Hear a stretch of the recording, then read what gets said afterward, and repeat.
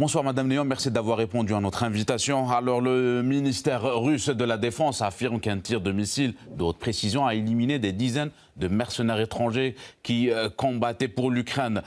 Quel effet aura-t-il ce développement sur le conflit en cours ?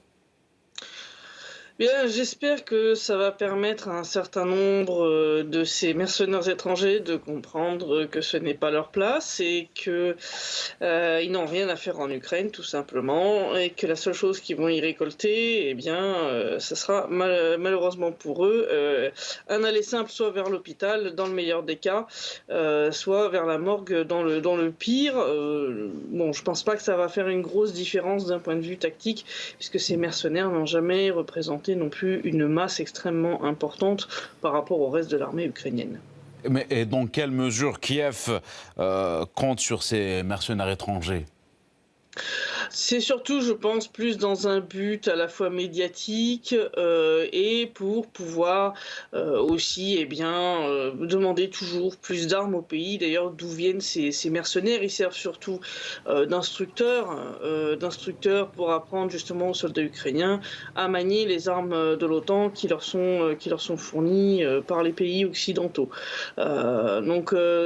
Clairement, on a eu d'ailleurs confirmation qu'effectivement c'était des mercenaires étrangers, principalement des Français, puisque on a l'ancien agent du SBU, Vassili Prozorov, dont les sources au sein du SBU lui ont confirmé que dans les hôpitaux, ils ont reçu pas mal de blessés qui parlent français.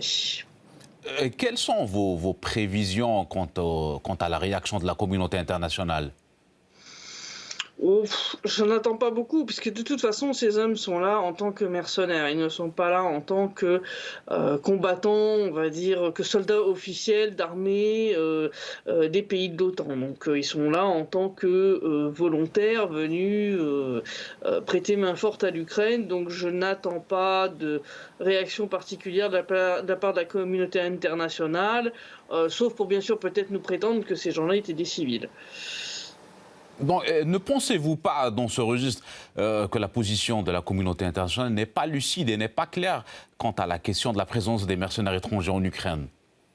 Oh, il y a beaucoup de sujets sur lesquels le point de vue de la soi-disant communauté internationale, parce que je rappelle quand même que les pays occidentaux ne représentent pas la majorité des pays du monde, contrairement à ce qu'ils pensent.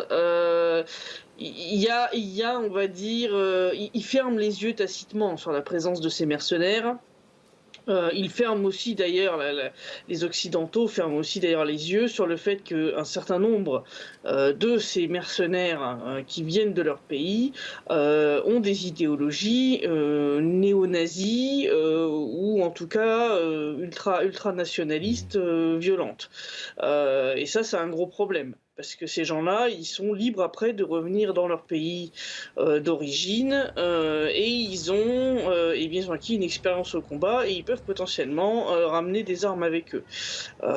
Donc ça, c'est quand même un gros problème de mon point de vue, mais ça, c'est déjà depuis 2014, parce que ça ne date pas de 2022 qu'il y a des étrangers qui servent côté ukrainien. Dès 2014, ça a été le cas avec beaucoup d'étrangers qui ont servi, entre autres, dans des unités néo-nazis comme Azov ou Secteur Droit.